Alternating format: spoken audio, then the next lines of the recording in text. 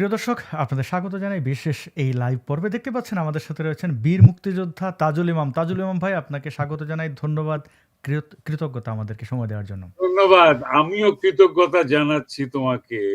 খুব বলিষ্ঠভাবে তোমার কাজে এগিয়ে যাচ্ছ, সেই জন্য অভিনন্দন।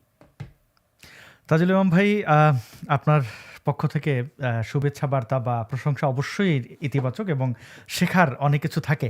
আপনারা বীর এই বাংলাদেশের সৃষ্টি করেছেন। এখন আজকের দিনে দাঁড়িয়ে প্রশ্ন আসছে, আওয়ামী লীগকে কীভাবে দেখা হচ্ছে? একদিকে আমাদের স্বরাষ্ট্রমন্ত্রী আওয়ামী লীগকে স্বীকৃতি দিতে চাইছেন না। তিনি প্রথমে বলছেন যে আওয়ামী লীগ নামে কোনো সংগঠন নেই, যদিও আজকে এই 23 জুন 2026 আওয়ামী লীগের ৭৭তম জন্মবার্ষিকী।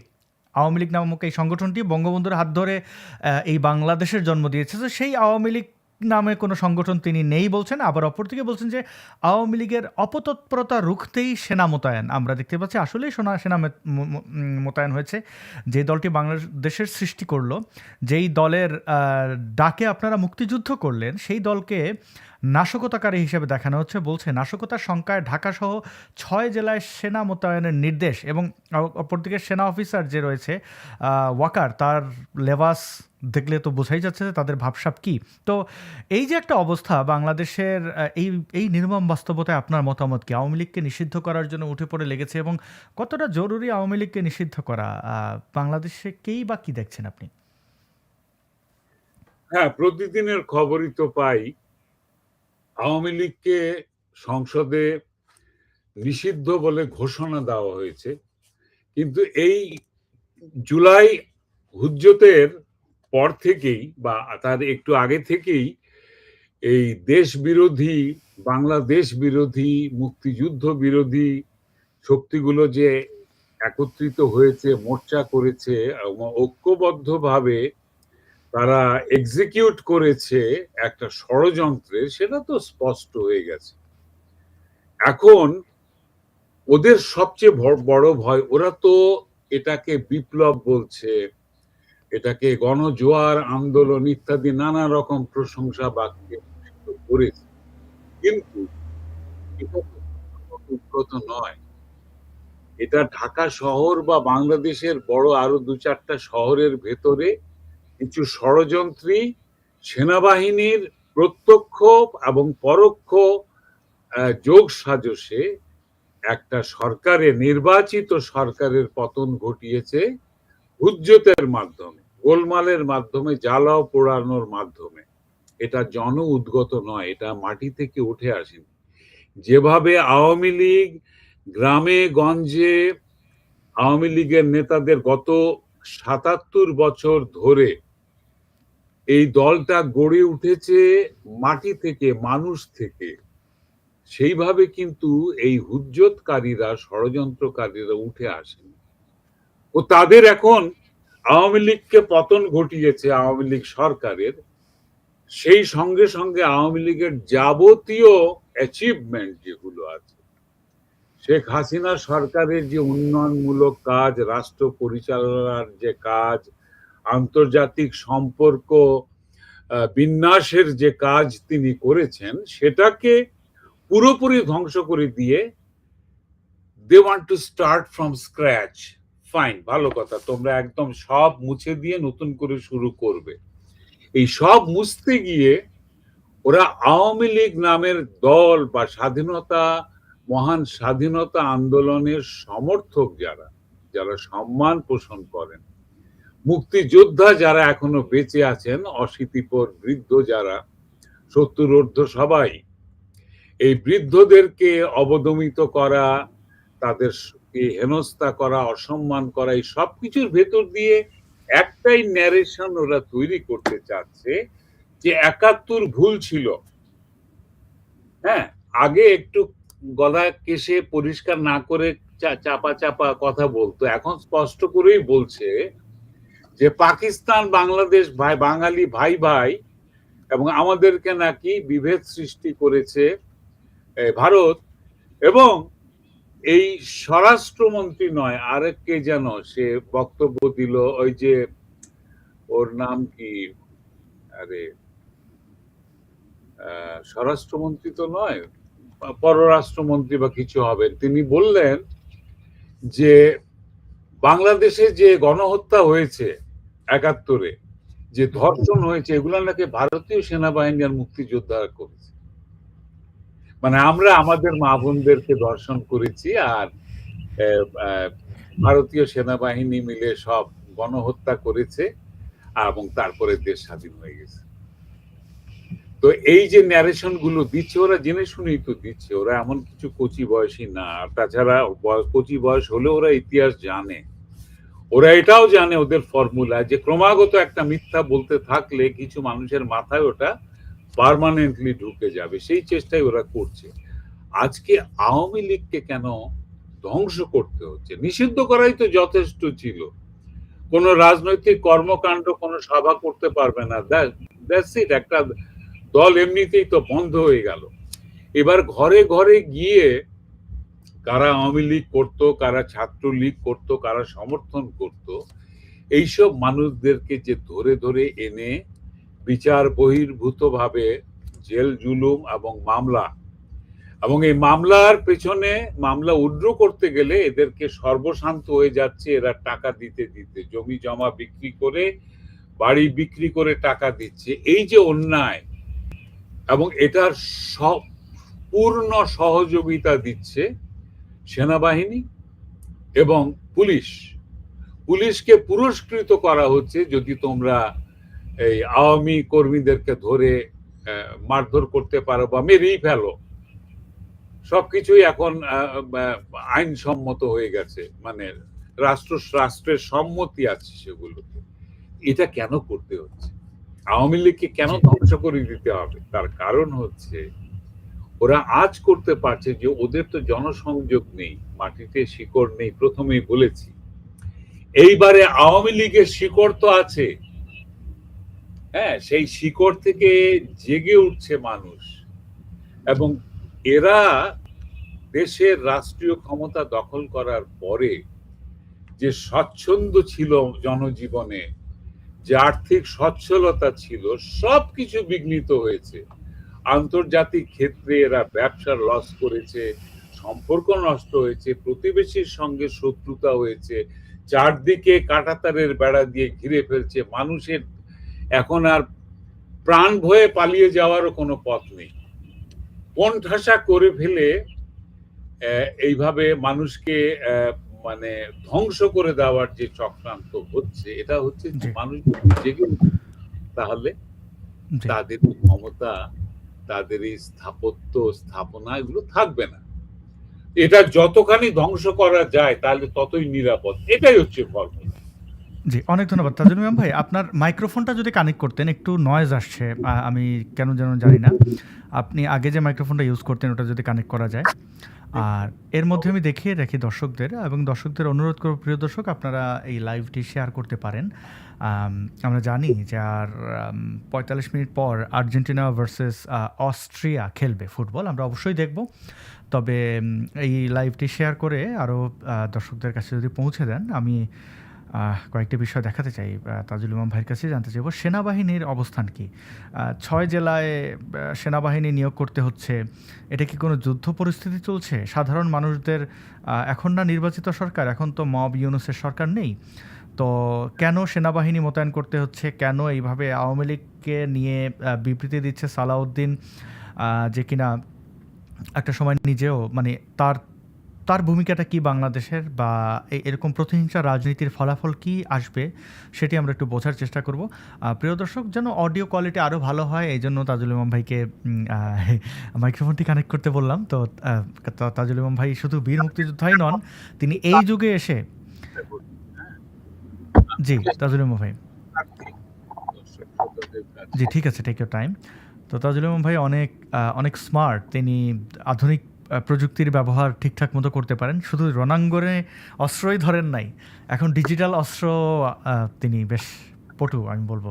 তো যাই হোক, আমরা তাজুল ইমাম ভাইয়ের জন্য অপেক্ষা করি। সেই সাথে বলে রাখি যে আপনারা লাইভটি শেয়ার করতে পারেন, তাতে আমাদের সুবিধা হয়। বেশি দর্শক যুক্ত হলে এই কথাগুলো যত বেশি মানুষের কাছে পৌঁছাবে ততই তো ভালো, তাই না?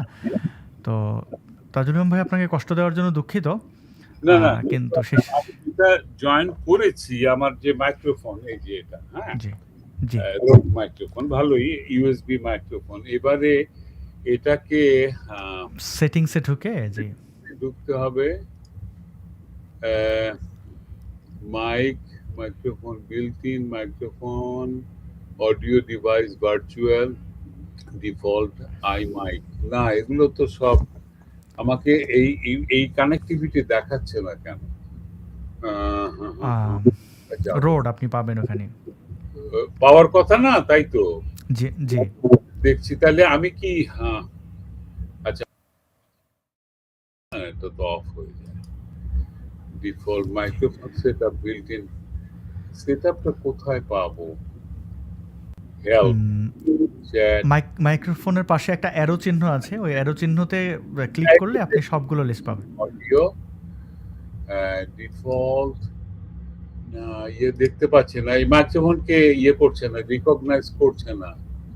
আচ্ছা, অডিও, একটু ডিসকানেক্ট করে আবার একটু কানেক্ট করেন। Microphone teams, iMac, audio, audio output না মাইক্রোফোনটাকে না ডিটেক্ট করতে পারছে না কম্পিউটার সামহাউ। আচ্ছা, আপনি একটু ডিসকানেক্ট করে আবার যদি কানেক্ট করতেন তাজুল ইমাম ভাই তাহলে ডিটেক্ট করত। শো থেকে আপনি ডিসকানেক্ট করে মানে মাইক্রোফোনটাকে ডিসকানেক্ট করে আবার যদি একটু কানেক্ট করতেন। ডিসকানেক্ট করলাম, আবার কানেক্ট করছি, হ্যাঁ? কিন্তু এটা গোলমাল করছে একটু। আপনার মাইক্রোফোনে কি কোনো লাইট জ্বলে? হ্যাঁ, লাইট জ্বলে। একটা জ্বলে আছে, একটা ব্লু লাইট। হ্যাঁ, এটা জ্বলে আছে। ওকে। কানেক্ট আপনি হবে? আপনি তাহলে বের হয়ে আবার ঢুকতে পারেন তাজুল ইমাম ভাই। হ্যাঁ? না বের এখানে হয়ে আবার ঢোকে। রিকগনাইজ করছে না। এই যে সেটিংস এ গেলাম। সেটিংস হ্যাঁ? ভিডিও কোড নাম ভিডিও রেজোলিউশন অডিও। অডিওতে ডিফল্ট iMac built-in মাইক্রোফোন দেখাচ্ছে, হ্যাঁ? আর অডিও আউটপুট নান ইকো কালেকশনে শো অ্যাডভান্স অপশন কোথাও এই মাইক্রোফোনটা নেই, হ্যাঁ? তাহলে আপনি আপনার কম্পিউটারটাকে একটু রিস্টার্ট দিতে পারেন। তার মধ্যে আমরা অপেক্ষা করব অবশ্যই। অডিও কল মানে আপনার এখানে ফ্যানের নয়েজ আসছিল এই কারণে। আ একদমই কোনো সাউন্ড শোনা যাচ্ছে না নাকি ব্যাপারটা কি? শুনতে পাচ্ছি কিন্তু অনেক নয়েজ ফ্যানের নয়েজ আরো কি যেন নয়েজ আসছে। মানে আপনাকে স্পষ্ট বরাবর যেরকম শুনি সেরকম স্পষ্ট শুনতে পাচ্ছি না। প্রিয় দর্শক আপনারা যারা পরে দেখবেন তারা একটু টেনে দেখতে পারেন। হ্যাঁ। আপনি আপনার কম্পিউটারটাকে রিস্টার্ট করে ফেলতে পারেন। তাহলে এটা হবে। ততক্ষণ আমরা অপেক্ষা করব। কোনো অসুবিধা নেই। Most want to change microphone. Host wants to change microphone to Microsoft Teams audio device virtually. না, আমরা আপনাকে শুনতে পাচ্ছি না তাজুল ইমাম। আপনি কম্পিউটারটাকে বন্ধ করে মানে রিস্টার্ট করে ফেলেন। তাহলে আমরা আপনাকে ওই রোড সহ শুনতে পাবো। আমরা জয়েন করব মানে আপনি জয়েন করুন। হ্যাঁ, প্রিয় দর্শক তাজুল ইমাম ভাই খুব শীঘ্রই যুক্ত হবেন। আমরা যেটা দেখছিলাম ওয়াকারের যে লেবাস এবং সেনাবাহিনীর যে পরিস্থিতি, এই পরিস্থিতির আসলে মানেটা কি সেটা বোঝার চেষ্টা করব। তাজুল ইমাম ভাই শীঘ্রই যুক্ত হয়ে আমাদেরকে এই বিষয়ে আরো আলোকিত করবেন। তো আপনারা দেখতে পাচ্ছেন এই যে ওয়াকারের ছবিটা, ওয়াকারের এটা প্রতীকী ছবি।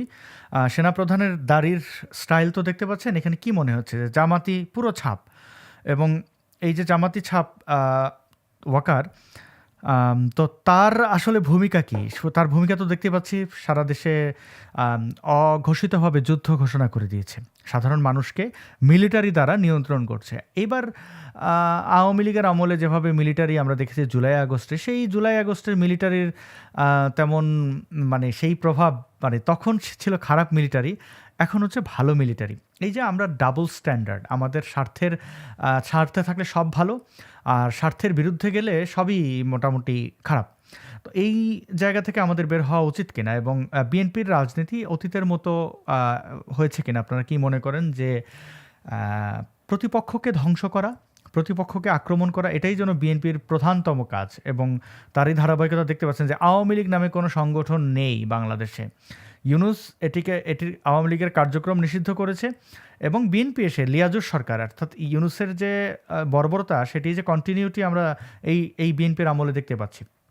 তো এই বিষয়ে বিস্তারিত তাজুল ইমাম ভাইয়ের কাছ থেকে জানবো। তিনি অনেকটাই আমাদেরকে বলছিলেন অডিও কোয়ালিটি আরেকটু ইমপ্রুভ করার জন্য আসলে আমরা তার অপেক্ষা করি। কারণ আমরা অনেকেই কাজের মধ্য থেকে শুনি, দেখি কম শুনি। তো তাদের এই কথাবার্তাগুলো যেন শ্রুতিমধুর হয় সেই চেষ্টা থাকবে। এবং প্রিয় বন্ধুগণ, আপনাদের যেটা আগের ভিডিওতে আমি জানিয়েছিলাম যে আমি একটু উদ্যোগ নিয়েছি আইপিটিভির, এবং সেখানে বেশ 21% এখনকার যে টার্গেট সেই অনুযায়ী ক্রাউড ফান্ডিং থেকে অর্থ সংগ্রহ হয়েছে। তো এটা প্রায় $40,000 মতো লাগবে পুরো টেলিভিশনটাকে রান করতে। রেজিস্ট্রেশন এবং হোস্টদের ক্যামেরা, এডিটর সব মানে এই ইংরেজিতে হবে। আপনারা অনেকেই এখানে অনেক মন্তব্য করেন যে এটা ইংরেজি কেন, এটা বাংলা কেন থাকবে না? তো বাংলার জন্য আমাদের তো অনেক চ্যানেল আছে, আমরা অনেকেই কথা বলছি। ইংরেজিটা স্পেসিফিক শুধুমাত্র অবাঙালি অডিয়েন্সের জন্য, এবং সেখানে সাবটাইটেল থাকবে। আপনারা যদি 3 মিনিটের ভিডিও প্রত্যেকটা হবে, তো সেখানে যদি আপনারা সাবটাইটেল দিয়ে দেখতে পারেন। যেমন এই জুলাই জঙ্গিরা এক এক দেশে যাচ্ছে, তো তাদের সেখান থেকে ডিপোর্ট করার ক্ষেত্রে আমাদের ওই আইপিটিভিটি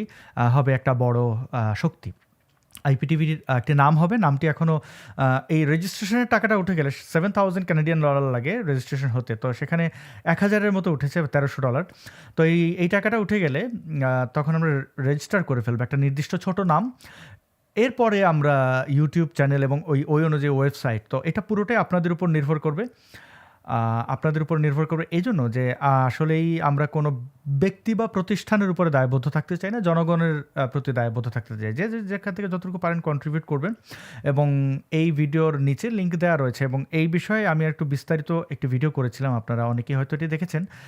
যারা দেখেনি তাদের উদ্দেশ্যে আমি চেষ্টা করব যে এই বিষয়টি সামনে আনার। আমি তাহলে ওই ভিডিওটিও দেখে আপনারা ইউটিউবে গেলে এটা পেয়ে যাবেন। যে আসলে আইপিটিভি কি। আইপিটিভি মানে হচ্ছে ইন্টারনেট বেসড টিভি চ্যানেল, যেখানে রেজিস্টার থাকবে। এটার অ্যাকাউন্টেবিলিটি আমি মনে করি যে আপনাদের মন মতোই হবে। এবং আপাতত হোস্ট কারা কারা রয়েছেন তাও আমি সেখানে বলেছি। আইপিটিভির এই ভিডিওটা আপনারা দেখলে পুরোটা পেয়ে যাবেন। আমার গত পরশুদিনের ভিডিও, এখানে বিস্তারিত বলা আছে কিভাবে কি করছি, এবং আপনারা সাড়া দিয়েছেন, এজন্য ধন্যবাদ। যে হ্যাঁ, সত্যিই আপনাদের কাছ থেকে একটা ভালো সম্ভাবনা দেখতে পাচ্ছি। তাজুল ইমাম ভাইকে আমরা পেয়েছি। তাজুল ইমাম ভাই, আপনাকে স্বাগত জানাই। হ্যাঁ, এখন যদি এবারে জয়েন হয়েছে রোড এবং মাইক্রোফোন।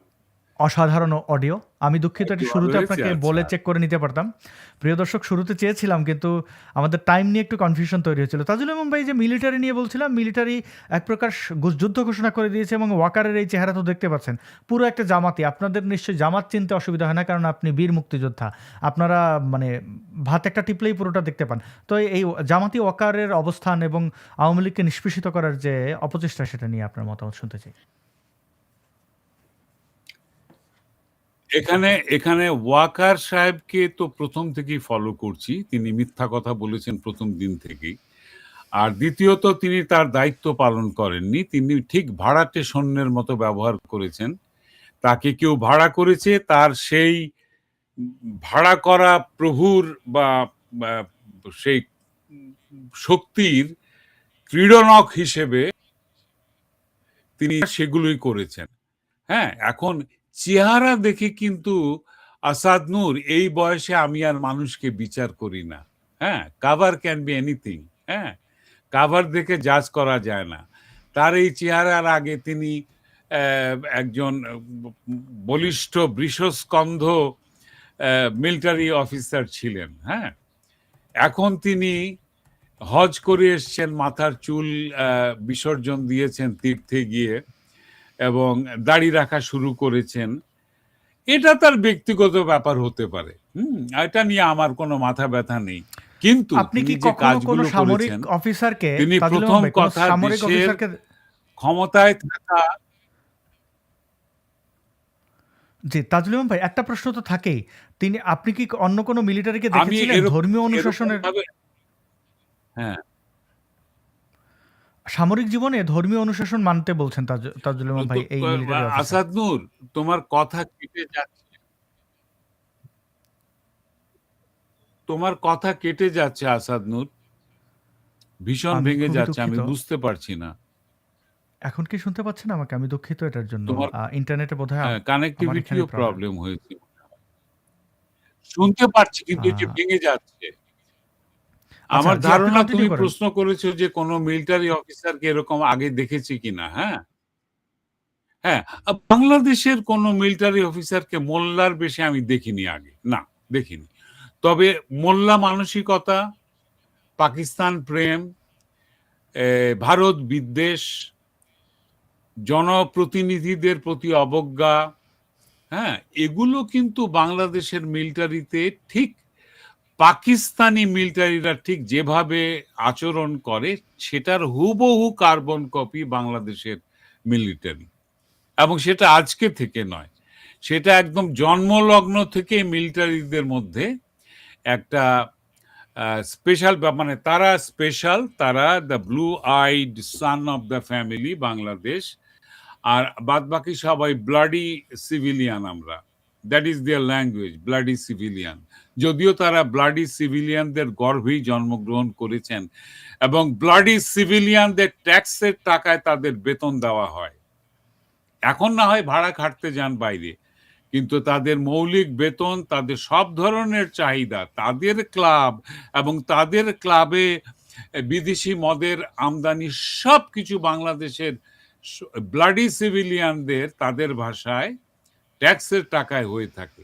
কিন্তু আজকে কি হলো, পুরো দেশটাকে তারা বিক্রি করে দিচ্ছে। একদিক থেকে আমরা তো জানি এগুলো, বাবা, এগুলো তো লুকানোর নয়। আর এই যে ভারত বিদ্বেষ তৈরি করা, চীনের ইঙ্গিতে সেভেন সিস্টার্স খেয়ে দিব, অমুক করব তমুক করব, এগুলো আস্ফালনের কারণে প্রতিবেশী রাষ্ট্রের সঙ্গে তো সব সম্পর্ক নষ্ট এখন। হ্যাঁ, এখন কিন্তু ওই চিকেন নেকের ভয় দেখিয়ে আর লাভ নাই, কারণ বাংলাদেশেরও চিকেন নেক আছে। ওরা সেটা স্পষ্ট করে বলেছে যে ওদের চিকেন নেককে ওরা এবার এলিফ্যান্ট নেক বানাতে চায়। হ্যাঁ, এই ধরনের মন্তব্য নেটের মধ্যে আমি শুনেছি, জানি না এগুলো সরকারি কি ভাষ্য কিনা জানি না, তবে পাবলিকের কথাও কিন্তু সরকারের বা দেশের মন মানসিকতাকে বিধৃত করে। বাংলাদেশে সংখ্যালঘু নির্যাতন চলছে চরমভাবে। এখন প্রস্তাব দিচ্ছে যে রংপুরকে, হ্যাঁ, যেখানে রংপুর দিনাজপুর, অর্থাৎ যেখানে চিকেন নেক সংলগ্ন যে জেলা, আমাদের দুটো বিভাগ, এইটাকে শুধুমাত্র সনাতনীদের বাসস্থান করে এটাকে অটোনমাস করে ফেলা। মানে এটা এক ধরনের থ্রেট, হ্যাঁ, যে তুমি যদি তোমার দেশের নিরাপত্তা দিতে না পারো তাহলে এটা রিটালিয়েশন হবে। এটা তো হবেই। আমি কোনো দায়িত্ব নিয়ে কারো মতবাদ প্রচার করছি না, কিন্তু বাংলাদেশের সংখ্যালঘুদেরকে চরমতম নির্যাতন করা হচ্ছে এবং আওয়ামী লীগ এখন সেই সংখ্যালঘুদের মধ্যে। তো এরা রিটালিয়েট করতেই পারে এবং এটার জন্যই মিলিটারিরা সন্ত্রস্ত। আর এই সরকার যেহেতু জনপ্রতিনিধি নয়, কারণ ইলেকশন যেটা হয়েছে একটা ফালতু ফার্স ইলেকশন, একটা মস্করার ইলেকশন করে তারা ক্ষমতায় এসছেন, তারপরেও তাদের চরিত্র কিন্তু রয়ে গেছে কম্পমান, কাঁপছেন তারা। তো তাদের কাঁপুনি বন্ধ করার জন্য ওই চেয়ারের খুঁটি ধরতে হয়েছে মিলিটারিকে। সেই জন্য 6টা ডিস্ট্রিক্টে আজকে মিলিটারি, পুরো দেশেও মিলিটারি এরকম ছড়িয়ে যাবে উইদাউট, ওদেরকে তো দেওয়াই আছে একটা কি যেন ওই যে ডিসি না কিসের পাওয়ার দেওয়া হয়েছে ওদেরকে, ম্যাজিস্ট্রেটি। মিলিটারিদেরকে, পুলিশকে, মিলিটারিদেরকে বিশেষ করে ম্যাজিস্ট্রেসি পাওয়ার দেওয়া হয়েছে। এখন ওরা নিজেরা বিচরণ করবে, জনগণকে পেটাবে, রাস্তায় ঘাটে ধরবে, আওয়ামী লীগ নাম শুনলেই শেষ। এমনিতেও তো আওয়ামী লীগকে পিটিয়ে মারা হচ্ছে, ঝুলিয়ে মারা হচ্ছে, ফাঁসি দেওয়া হচ্ছে, খুন করা হচ্ছে। তো এসব চলতে থাকা মানে কি, দেশ একটা গৃহযুদ্ধের দিকে ঠেলে দেওয়া হচ্ছে দেশকে। এই গৃহযুদ্ধের ফলাফল কি হবে? আমি আজকেই একজনের পোস্টের মধ্যে লিখেছি যে ভারতীয় সেনাবাহিনী অথবা ভারতীয় প্রতিরক্ষা বাহিনী অত্যন্ত স্ট্রং একটা স্টেপ নিয়েছে বাংলাদেশের চারদিকে। যে চিকেন নেক নিয়ে চীনের ইয়েতে উস্কানিতে বাংলাদেশে উস্কানি দিয়েছিল, সেইখানে ভারতের এখন বিশাল সেনাবাহিনী, বিমান বাহিনী, স্থল বাহিনী সবই সেখানে কনসেন্ট্রেট করা হয়েছে। হ্যাঁ, বাংলাদেশের পূর্ব দিক সীমান্তে। বাংলাদেশের পশ্চিম সীমান্ত এখন, পশ্চিম বাংলা এখন বিজেপি সরকারের হাতে। অলরেডি তারা পুশ ইন বা পুশ ব্যাক করছে বাংলাদেশের নাগরিকদেরকে, যেটা আন্তর্জাতিক এক সমালোচনার সৃষ্টি করেছে। বাংলাদেশ চেষ্টা করছে সেটা দৃষ্টি আকর্ষণ করতে। ফ্ল্যাগ মিটিং করেছে দিল্লিতে, কোনো ফল হয়নি। গোয়ার্তুমি করেছে সেখানে বাংলাদেশের মিলিটারি।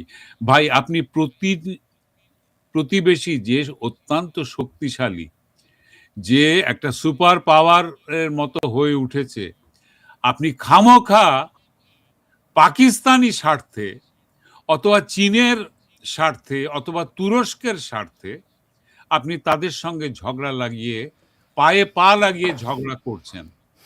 বিপদটা হবে সাধারণ মানুষের, অভাবে অনটনে। এবং তারপরে যখন গৃহযুদ্ধ শুরু হবে, ঠিক আফ্রিকাতে যেমন হুতি আর টুটসিদের মধ্যে যে দীর্ঘ ১৫০ বছরের গৃহযুদ্ধ ছিল, লক্ষ লক্ষ কোটি মানুষ হাত কেটে দিয়েছে, পা কেটে দিয়েছে, পঙ্গু হয়ে গেছে মানুষ, ইকোনমি চলে গেছে দরিদ্র থেকে দরিদ্রতম অবস্থায়। বাংলাদেশের অবস্থাও তেমনি দাঁড়াবে। আর চারদিকে যে কাঁটাতারের বেড়া, ওটা আরো ঘন হবে, আর পালিয়ে যেতে পারবেন না প্রাণ বাঁচাতে। তো তখন অলরেডি তো যখন ঘুরে দাঁড়াবে একে অন্যকে, গৃহযুদ্ধ তখন সোজা কথা। আর এটার জন্য সম্পূর্ণ দায়ী মিলিটারি এবং এই বিএনপি সরকার, জি। জামাত এরা কি এরা কি যুদ্ধটাকে আনছেন? আমরা দেখছি পাকিস্তান ও বাংলাদেশে হামাসের তৎপরতা রয়েছে দাবি ইসরায়েলের রাষ্ট্রদূতের। তো যদি কোনো তথ্য প্রমাণ দেননি, কিন্তু এটা তো একটা অ্যালার্মিং কথা। শেখ হাসিনা যেটা বলেছিলেন যে ওই যে করিডোর, ওইখানে খ্রিস্টান রাষ্ট্র তৈরি করা, এটা কি বার্তা দিচ্ছে? মিলিটারি প্রধান বলছে যে ধর্মীয় অনুশাসন তথা পাকিস্তানের মতো করে এদের তো মিলিটারির, আমাদের বাংলাদেশের মিলিটারি কেন তৈরি হয়েছিল? পাকিস্তানের বিরুদ্ধে, মানে ভারতের বিরুদ্ধে যুদ্ধ করার জন্য। এই যে মানসিকতা, এই যে দেখেন ইসলামকে, মানে ধর্মকে মিলিটারি ইয়াতে নিয়ে এসছে। আবার এদিকে ইসরায়েলের রাষ্ট্রদূত বলছেন যে হামাসের তৎপরতা রয়েছে বাংলাদেশে, তো তারা কি ইনভেট করবে? সামনে কি জামাত ক্ষমতায় আসবে? এগুলো, এটা তো আসলে একটু আতঙ্কের বিষয়। আমরা একটু জামাতের চরিত্র যদি দেখি, এই জামাতের আমির, মানে অঘোষিত আমির, মিলিটারি প্রধান ওয়াকার এবং তাদের যে অনুসারীরা, দেখেন এই যে এরা যখন ধর্মের কথা বলে, একদিকে এই মিলিটারি প্রধান বলল ধর্মীয় অনুশাসন, এইখানে আবার তাদের কর্মী যারা রয়েছে জামাতের এই যে থিঙ্ক ট্যাঙ্ক, সে বলছে যে একটা সময় সাহাবায়ে কেরাম প্রেম করতো, নবীরাও প্রেম করতো, অন্যের স্ত্রী দেখলে ভাল লাগতো, পরে বলতো দিয়ে দাও। এগুলো কিন্তু ধর্মীয় অনুশাসনের বাইরে না তাদের বক্তব্য অনুযায়ী। আবার দেখেন ছাত্রীদেরকে যৌন প্রস্তাব ও অশ্লীল মেসেজ পাঠানো সেই খুলনা বিশ্ববিদ্যালয়ের শিক্ষক জামাতে ইসলামের দ্বীনি কমিটির নেতা ক্লাসে শরিয়া আইনের গুণগান গাইতেন। মিলিটারি প্রধান শরিয়া আইনের গুণগান গান, তাদের অনুসারীরা গায়। আবার এই যে প্রতিনিয়ত, আমি একটু ইসলামিক রাজনীতিটা নিয়ে একটু বোঝার চেষ্টা করি তাজুল ইমাম ভাই, আমি কয়েকটা উদাহরণ দিই। এই যেমন সাভারে মাদ্রাসা শিক্ষককে বলাৎকার, মাদ্রাসা ছাত্রে গ্রেপ্তার, মানে উল্টা হয়ে যাচ্ছে। কখনো কখনো মানে প্রায় 90% ঘটনায় মাদ্রাসা শিক্ষার্থীরা বলাৎকারের শিকার হচ্ছে, আবার কখনো কখনো শিক্ষকও বলাৎকারের শিকার হচ্ছে। আবার এই যে মামুনুল হক 501 নম্বরে গিয়ে, মানে এ তো জামাতের সাথে জোট করেছিল, 501-এ গিয়ে এসে যে সেই অন্যের বন্ধুর বউয়ের সাথে যে পরকিয়া, সেটা ধরা পড়ার পরে বিশাল এক স্ট্যাটাস দিয়ে বোঝালো যে অন্যের বউকে ভাগাইয়ে নেওয়া যায়, মাঝে মাঝে রিফ্রেশমেন্টের জন্য রিসোর্টে যাওয়া যায়, এবং সেই সব দোষ হচ্ছে শেখ হাসিনার ষড়যন্ত্র। হ্যাঁ, শেখ হাসিনার সরকার তো তাকে হাতে নাতে ধরেছিল, ঠিকই তো করেছে, নইলে তো আমরা জানতাম না। তো এই 501 গণমানুষের মুক্তির সনদ, এরকম একটা ভাব ধরছে। আবার দেখছি আমরা একটু যদি দেখি যে খুলনায় ডাক্তারপাড়ায় নুরুল কুরআন তাজহিদ একাডেমি নামক একটি প্রতিষ্ঠানে 8 বছরের শিশুকে, দেখেন আমি শুধু বলবো আমার দর্শকদেরকে, পারলে এর দিকে 2 মিনিট তাকায় থাকেন তো শিশুর চেহারার দিকে। একটা শিশু কি অপরাধ করলে পরে এরকম করা যায়? আমি একটা ভিডিও দেখাই। আমি আর একটা মসজিদের ইমাম, সে 50 জন মানুষের শিক্ষা দেয়, সে কোরআন পড়ায়, সে কিভাবে এই কাজ করলো? আপনার কাছে আমি ফাঁসি চাই। হয় আমার 5 বছরের বাচ্চারা ছাড়ে নাই, হয় দর্শন করতে হয়। আল্লাহর ঘর, আল্লাহর ঘর, আল্লাহর ঘরে সে কিভাবে সে কাজটা করলো? মেয়েকে জিজ্ঞাসা করছি, আম্মু আমি যে তোমাকে আজকে এই অবস্থায় দেখছি, তোমার কি সবসময় হুজুর এরকম করতো? পরে আমার মেয়ে কয়, আম্মু আজকে তো তুমি আমারে দেখছো, হুজুর আমার সাথে সবসময় এরকম করছে আম্মু, সব সময় আমার সাথে হুজুর এরকম কাজটা করছে আম্মু। আমি তোমার ভয়ে বলি নাই, হুজুর আমার ভয় দেখাইছে, তার জন্য আমি তোমার বলি নাই আম্মু। আমি কি বলবো, আমার বলার ভাষা নাই। আমি আদালতের কাছে চাই এই আমার মেয়ের ধর্ষণকারীর সঠিক বিচার চাই। সরকারের কাছে আমি সঠিক বিচার চাই। সরকার যেন মৃত্যুদণ্ড দেয়, এটাই আমার কাছে কামনা। আজকে আদালত প্রাঙ্গণে আপনারা হাজবেন্ড ওয়াইফ কান্না করছেন, আসলে কেন? আমার মেয়েকে আমার মেয়ে হয়তো আজকাল বেঁচে আছে, আরো যদি এরকম করতো আমার মেয়ে মৃত্যু হয়ে যেত, ওরা আমি কি নিয়ে বাঁচতাম, আমি কি নিয়ে সংসার করতাম, আমার ভবিষ্যৎ কি আছিল আজকে যদি। তাজুল ইমাম ভাই ধর্ষণ করেছে 5 বছরের বাচ্চাটাকে। তো এই যে ইসলামিক রাজনীতি এবং এই যে বলৎকার বাহিনী এবং তাদের যে দল, বলৎকারী দল জামাত ইসলামী 1971 আমাদের মা বোনদেরকে পাকিস্তানিদের কাছে তুলে দিয়েছিল ধর্ষণের জন্য। এত কিছুর পরে বাংলাদেশের মানুষ কেন সচেতন হয় না? কেন এই ওয়াকারের মতো ভণ্ডরা এসে, গাদ্দার, বেঈমান, না, মির্জাফর এসে বড় বড় একটা ধর্মীয় জিনিস কি, কথাবার্তা বলে? না ওরা তো, আমি তোমাকে বলি 71-এও যে যে ধর্ষণ হয়েছে, হ্যাঁ, যে বলাৎকার হয়েছে, এটাকে ওরা ধর্মীয়ভাবে জায়েজ ঘোষণা করেছিল। বাংলাদেশের মৌলানারা স্বাধীন হওয়ার পরে আমি বহু মোল্লাকে জিজ্ঞেস করেছি যে ভাই এই জিনিসটা কি কোরআনে কিতাবে লেখা আছে? চুপ হয়ে যায়, গম্ভীর হয়ে যায়। একজন খুব চেপে ধরার কারণে একজন বলেই ফেলেছে হ্যাঁ এটা এটা ইসলামে জায়েজ আছে, এটা ইসলামের নিয়ম। তো ধর্ষণ যদি ইসলামে জায়েজ বলে বিশ্বাস করে বাংলাদেশের মুসলমানরা, তারা মুসলমান হিসাবে কতখানি সেই বিচার আমি করতে যাব না, তবে মানুষ হিসাবে তারা যে অত্যন্ত নিম্ন শ্রেণীর হিংস্র পশুর কাছাকাছি, পশুরাও কিন্তু এরকম করে না, মানুষের যত হিংস্র অমানবিক একটা পর্যায়ে, এবং প্রতিটা অপরাধকে তারা ধর্মীয়ভাবে জায়েজ বলছে। এই মামুনুল হক বলেছে যে 501-এ তার ধরা পড়াটা এটা ছিল শেখ হাসিনার বিরুদ্ধে আন্দোলনের একটা বীজ মন্ত্র, ওইখান থেকে নাকি উদ্গত হয়েছে, এবং এটাকে সে সেলিব্রেট করতে চায় প্রতি বছর 501 নম্বর রুমে ধরা পড়ার দিন তাকে। আজাদ নূর এইটাকে সে গ্রেসফুল,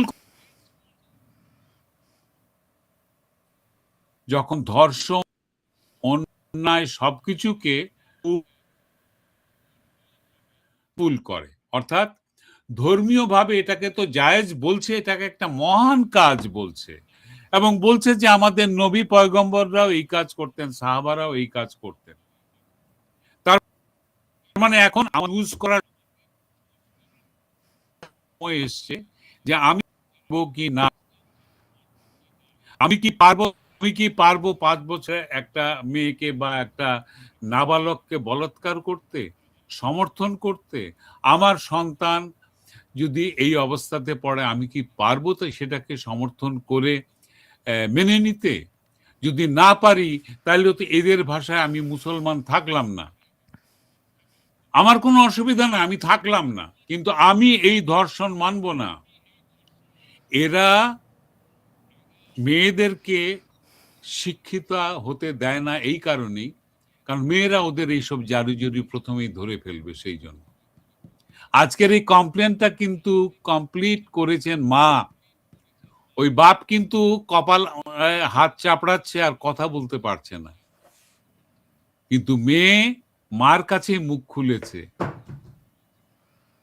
এইসব যেসব ছেলে বলাৎকার হয়েছে, আমি তো একটা বাচ্চার ছবি দেখালে চোখের মধ্যে কালছিটে, আমি দেখেছি পুরো পিঠের মধ্যে চাবুকের ক্ষত।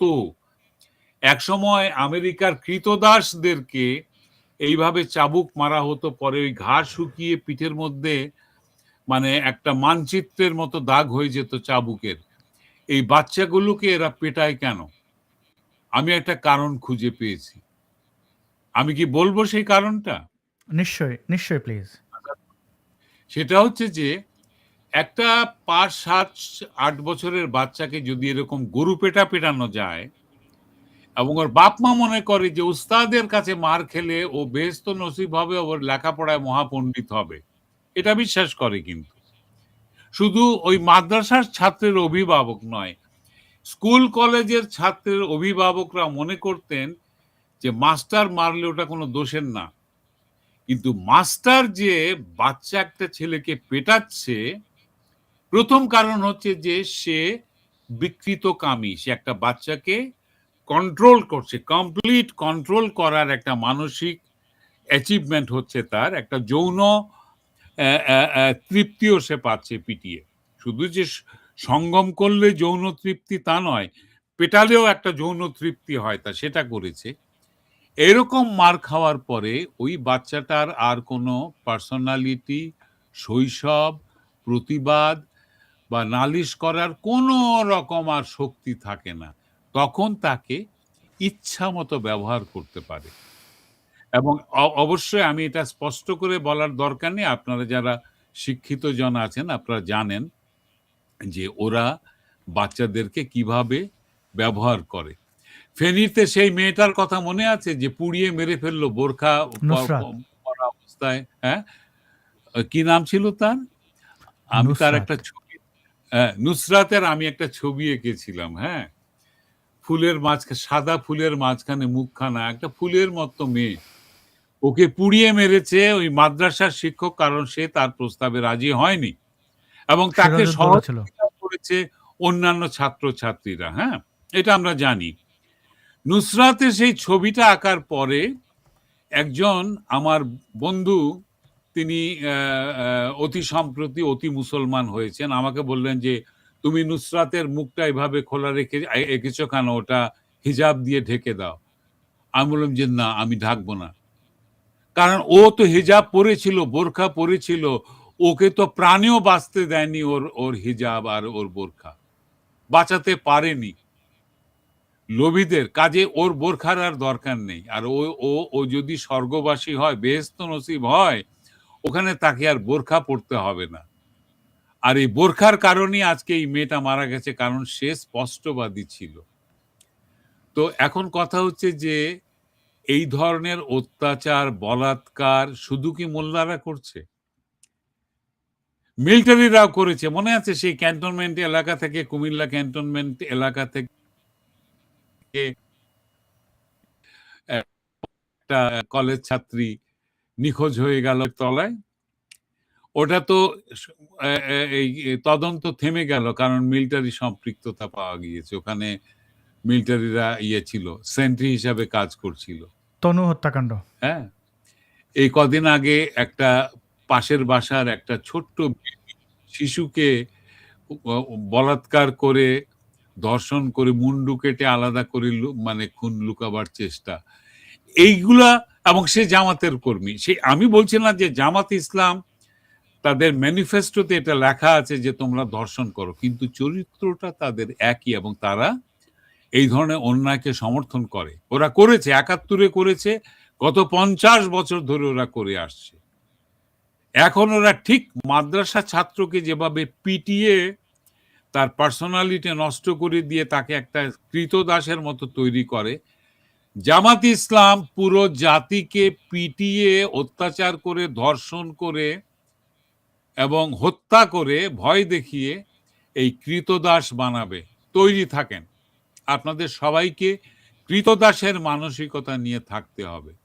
ধর্ম নিয়ে আর অহংকার টহংকার করবেন না, কারণ এই ধর্মীয় গোড়ামির কারণে, এই ধর্মীয় ইসের কারণে, উগ্রবাদিতার কারণে গোটা পৃথিবীতে এখন ইসলামোফোবিয়া ছড়িয়ে পড়েছে, মুসলিম বিদ্বেষ ছড়িয়ে পড়েছে।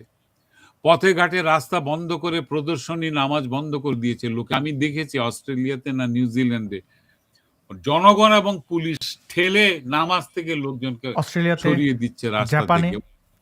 অস্ট্রেলিয়াতে, হ্যাঁ, জাপানে, হ্যাঁ, জাপানে তো প্রচন্ড ভাবে হয়েছে। কেন? জাপানিরা তো খুবই ভদ্র জাতি বলে জানি, গোটা পৃথিবীতে সবচেয়ে ভদ্র। তো আজকে ইসলামিক যে আদর্শ ওরা ফলাও করে প্রচার করছে, সেখানে মহানত্ব নেই, সেখানে জনসেবা, মানবিকতা, মানবতা, মানে প্রতিবেশীকে ভালোবাসে, এগুলো নেই। ওখানে আছে ডান্ডা মেরে ঠান্ডা করো আর তলোয়ার দেখিয়ে ইসলাম প্রতিষ্ঠা করো। তো ওটা কতখানি কি হবে জানি না, তবে গোটা পৃথিবীতে এই ঘৃণা ছড়াচ্ছে। এবং আমাদেরকে, আমরা যারা প্রবাসী অভিবাসী হয়েছি, আমাদেরকেও কিন্তু এই ঘৃণার শিকার হতে হচ্ছে। আমাদেরকে পোস্টাপোস্টি সামনে দাঁড়িয়ে নাকে নাক লাগিয়ে জিজ্ঞেস করছে যে why you guys doing this things. কেউ কেউ প্রচার করার চেষ্টা করছেন যে ইসলাম ধর্মের মধ্যে এগুলো নেই, সে ইসলাম শান্তির ধর্ম। হ্যাঁ, তো শান্তির ধর্ম মুখে বলে তো লাভ হবে না ভাই, ওটা কাজে দেখাতে হবে। বাংলাদেশে এখন পুরোপুরি তালেবানদের চেয়েও বেশি তালেবান ওরা। জি ওরা আফগানিস্তানের চেয়েও বেশি হিংস্র। তো এখন এগুলো যদি মেনে নেন আপনি, তো আগামী 50 থেকে 100 বছর আমাদের এই গোলামি করতে হবে। যদি কখনো সুদূর ভবিষ্যতে একটা জেনারেশন আসে যারা সত্যিকার অর্থে বুঝতে পেরে বেরিয়ে আসে। আর আমার ধারণা বাংলাদেশ একটা মহা বিপদের মধ্যে আছে। অনুমানের উপরে বলছি, এটা কোনো ভাষ্য নয়। কোনো কারণে যদি পরাশক্তি, মার্কিন পরাশক্তি চট্টগ্রাম বন্দর এবং এই এলাকাটা দখল করে নেয়, হ্যাঁ, তাহলে কিন্তু ভারত তার চিকেন নেক সম্প্রসারিত করাটাও তখন আর লেজিটিমেসি পাবে। তো বাংলাদেশটা 3 টুকরা হয়ে যাবে এবং সবকিছুর জন্য দায়ী হবে এই এই জামাতে ইসলাম, বিএনপি এবং মিলিটারি। দেশটাকে 3 অনেক টুকরা ধন্যবাদ। করে দেওয়ার জন্য। আমরা চাই না সেটা সিনাজুরি, ঘটুক। ওই হ্যারাম দেখানো, ওগুলো আমরা সেটা চাই না। এটা আমার মাতৃভূমি, এটা আমার মাকে মাথা কেটে নেওয়া, হাত কেটে নেওয়ার মতো মনে হচ্ছে। যে করুক, আমি তো এটাকে সমর্থন করতে পারবো না। কিন্তু এটার বিরুদ্ধে যুদ্ধ করার মতো বা প্রতিবাদ করার মতো যদি এখনই রুখে না দাঁড়াই, এই যে শাসক শ্রেণী, এই যে মিলিটারি, এরা কিন্তু এই কাজই করবে এবং জি, ওরা তাজুল ভাই, দায়িত্ব আপনার কাছে নেবে একটা না। ওরা প্রশ্ন বলবে এসেছে। যে দেখো ভারত এটা করেছে, ওই দেখো আমেরিকা, ওই দেখো ইউনুস। হ্যাঁ, বলো। জি, আপনার কাছে একটা প্রশ্ন এসেছে। একটু ল্যাগ হচ্ছে, মানে আপনার ইন্টারনেটটা স্লো, শুনতে দর্শকরা তাই বলছেন। তো সেটা ঠিক হয়ে যাবে। স্বাধীনতার পর ভিয়েতনাম সহ হ্যাঁ। অনেক দেশ তাদের স্বাধীনতা বিরোধীদের শেষ করে দিয়েছিল। তাজুল ইমাম স্যাররা কেন রাজাকারদের সেই সময়ই শেষ করেননি, সেই কাজটি করেননি, এই প্রশ্নটি করেছেন বেলা। আপনি এই বিষয়ে কোনো মন্তব্য করবেন? স্বাধীনতা পাবার পর ভিয়েতনাম সহ অনেক দেশ তাদের স্বাধীনতা বিরোধীদের শেষ করে দিয়েছিল। তাজুল স্যাররা কেন রাজাকারদের সাথে এই কাজ করেননি? আচ্ছা, আজকে তাহলে একটা সিক্রেট ফাঁস করতে হবে। আমাদের কাছে, আমার ক্যাম্প তখন ছিল চট্টগ্রাম বহদ্দারহাট এলাকায়। দেশ স্বাধীন হওয়ার পরে আমরা একটা ইউনিয়ন অফিস, ওই যে ছোট্ট একটা অডিটোরিয়ামের মতো ছোট একটা ইউনিয়ন অফিস বহদ্দার পুকুরের ধারে, আমার ওখানে আমার ক্যাম্প ছিল। আমার সব প্লাটুনের ছেলেরা ওখানে আমরা থাকতাম তখন। দেশ সবে স্বাধীন হয়েছে, কোনো অ্যাডমিনিস্ট্রেশন নেই, আমাদের হাতে আর্মস রয়েছে। আমরা এখানে ওখানে ওই রাজাকার আলবদর এদেরকে তাড়া করছি, ধরছি, বেঁধে আনছি, মার দিচ্ছি ধরে। এরকম সময় একটা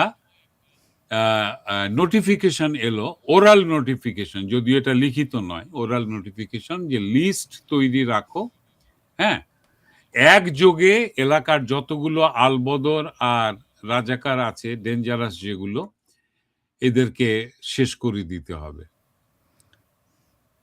এই নির্দেশ এসছে। আমরা শঙ্কিত হয়েও আমরা লিস্ট তৈরি করেছি। আমার ক্যাম্পের ভেতরে তখন 6 জন বন্দী। এরা সব আলবদরের নেতা, রাজাকার আর বিহারি কসাই যে জবাই করতো মানুষকে। এদেরকে নিয়মিত আমরা বেত্রাঘাত করছি। আমরা তো আর প্রফেশনাল না, আমরা জানিও না কি করে টর্চার করতে হয়, কথা বার করতে হয়, জাস্ট মারপিট পিটিয়েছি এই পর্যন্ত। তখন নোটিশ এসছে, আমরা তৈরিও হয়ে গিয়েছিলাম, কিন্তু 2 দিনের মধ্যেই আবার এটাকে রিভোক করা নোটিশ আসলো। এইবার নোটিশটা কিন্তু মানে একজন নেতা, আমি আর এখন নাম বলবো না, তিনি প্রয়াত আওয়ামী লীগের নেতা, এসে বললেন যে না, এই কাজ করো না। এখন বিশ্বের কাছে বাংলাদেশের স্বীকৃতি তো পেয়েছি, আমরা আরো পাচ্ছি, তো এটাকে এক্সট্রা জুডিশিয়াল কিলিং হিসাবে ওরা দেখবে, আমাদের বদনাম হয়ে যাবে, তোমরা বরং ধরে ধরে থানায় দাও এদেরকে। হ্যাঁ, আমরা সেই শুদ্ধি অভিযান যেটার নাম দিয়েছিলাম সেটা আর করলাম না। কিছু ধরে থানায় দিয়ে দেখলাম যে 2 দিনের মধ্যে ওরা বেরিয়ে এসছে, পয়সা টয়সা খাইয়ে পুলিশকে। তো আমি কেন খামোকাই চৌকিদারি করব? আমারও তখন কলেজ স্কুলে ফিরতে হবে। এরই মধ্যে বঙ্গবন্ধু অস্ত্র সমর্পণের ডাক দিলেন। আমরা আমাদের যা কিছু অস্ত্র শস্ত্র ছিল সব থানায় জমা দিয়ে রিসিপ্ট নিয়েছি অবশ্য, নিয়ে আমরা যার যার ঘরে ফিরে গিয়েছি। সেটা হয়তো ফেব্রুয়ারি মার্চের দিকে হবে, আমার এখন আর মনে নাই। তবে এই যে শুদ্ধি অভিযানের প্ল্যান ছিল, আজকে যদি সেটা হতো তাহলে কিন্তু এত আগাছা, এত কেউটে সাপের বাচ্চা বাংলাদেশের মাটিতে ঘুরে বেড়াতো না। আমরা আমাদের বিজয় গাথা, বিজয়ের গৌরব আমাদের বংশধরদের মধ্যে প্রবাহিত করতে পারিনি ঠিক মতো। কিন্তু যারা হেরে গিয়েছিল তারা কিন্তু তাদের ঘৃণা ঠিকই মগজে মগজে ইমপ্ল্যান্ট করেছে তাদের বংশধরদের, তাদের ছেলেমেয়েরা, তাদের নাতি নাতনিরা, যারা তখন জামাতে ইসলাম করত, মুসলিম লীগ করত, দেশের বিরোধী ছিল, তাদের মধ্যে কিন্তু এই ঘৃণার বীজ লুকানো। আজকে এত বড় রকমের একটা এই সংকট বাংলাদেশের কপালে নেমে আসার পরে, আওয়ামী সরকারের পতনের পরে এখন তারা খুল্লাম খুল্লা হয়ে গেছে। এখন তারা আর কেউ বলে না আমার বাবা কিন্তু মুক্তিযোদ্ধা ছিলেন, ওটা আর বলে না। এখন ওই মানে তাদের আসল চরিত্র বেরিয়ে এসছে। তারা যে মুসলিম লীগারের, তারা যে আলবদর রাজাকারের সন্তান, এটা তারা এখন স্পষ্ট করেই বলে। তো এগুলো থেকে আমাদের শিক্ষা নিতে হবে। কারণ যদি দেশকে ভালোবাসেন, দেশটা আস্ত থাকুক এটা চান, তাহলে নতুন প্রজন্মকে স্যাক্রিফাইস করতে হবে। সেইটার দিন চলে আসছে সামনে। হ্যাঁ, আর এই যে ধর্মীয় উন্মাদনা আপনাদের জোড়হাতে বুঝিয়ে, আসাদ নূর, তোমার সঙ্গে আমার কিন্তু আরেকটা ইয়ে ছিল, মানে শোর একটা মেটেরিয়াল আমার পাঠানোর কথা ছিল, সেটা একটু বলে নেই। নেক্সট শোতে আমরা এটা করব। হ্যাঁ, আমি অনেকগুলো ক্লিপ সংগ্রহ করে রেখেছি। সেটা হচ্ছে ঈদের মৌসুমে মানুষ তো বাড়ি যায়, ট্রেনে করে যায়, লঞ্চে করে যায়। সেখানে মানুষ পয়সা বাঁচানোর জন্য ট্রেনের ছাদে ওঠে, অথবা ট্রেনের ভিতরে জায়গা না পেলে ছাদে ওঠে। হ্যাঁ, এরকম অনেকগুলো দৃশ্য আমি সংগ্রহ করে রেখেছি। হিসাব করে দেখলাম 50 বছরে 7.5 কোটি মানুষ থেকে, 7.5 কোটির মধ্যে তো 30 লক্ষ মারাই গেছিল, ধরে নাও 7 কোটি, এখন প্রায় 20 থেকে 21 কোটি মানুষ, 3 গুণ বেড়ে গেছে বাংলাদেশের জনসংখ্যা।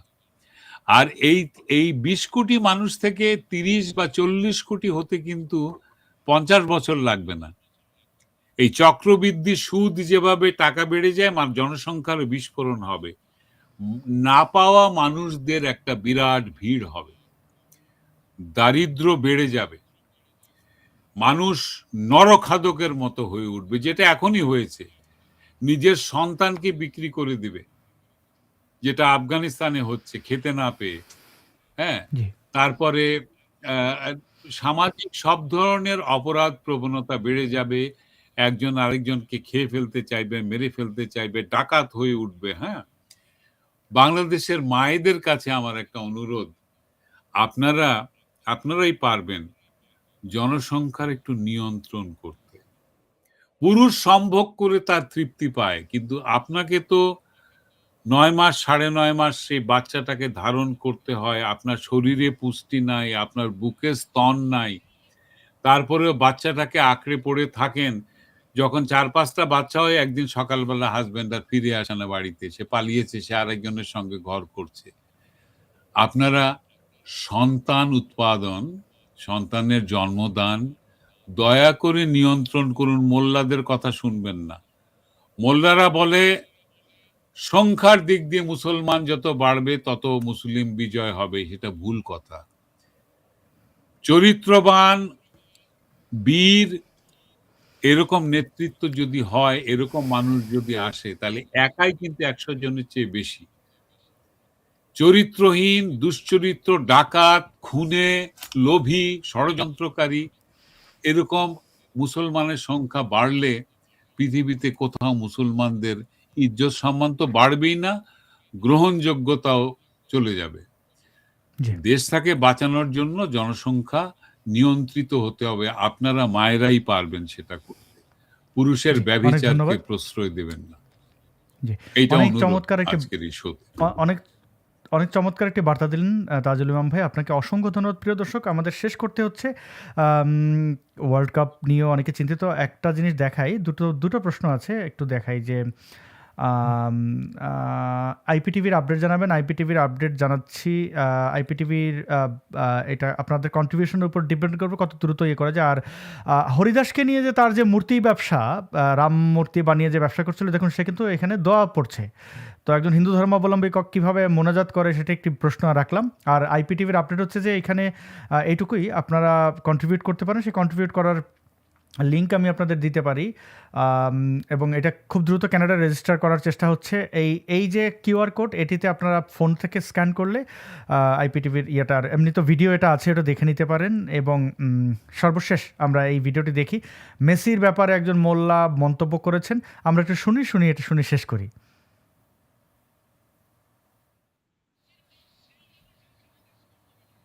একবারে ফকিন্নির পোলা।